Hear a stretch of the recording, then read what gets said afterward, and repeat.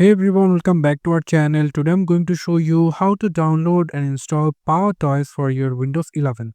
You can download it or install it into Windows 10 also or any of Windows operating system. So what you can do, it's a very simple process. Just simply come over into your search option and going to search for Microsoft Store. And then you will find the Microsoft Store over here. So click on that and your Microsoft Store will be opened. After that, you just need to come over into the search option and going to search for PowerToys and then click enter. After a short time, you will get the Microsoft PowerToys over here. So if you click on that, it will shows you like this interface. So simply click on install and you can see the getting things ready and it's downloading.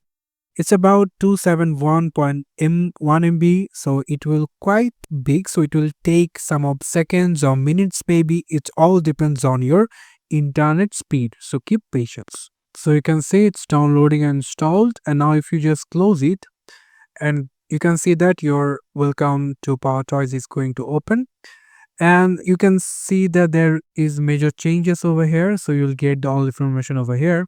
So I'm going to close it, and if I just want to go for the general section, you will get a warm welcome over here and you will get some settings over here.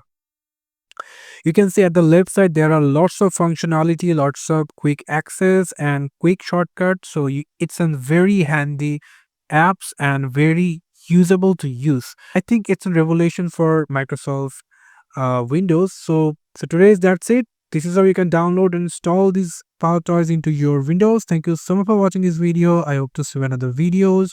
Till then, goodbye.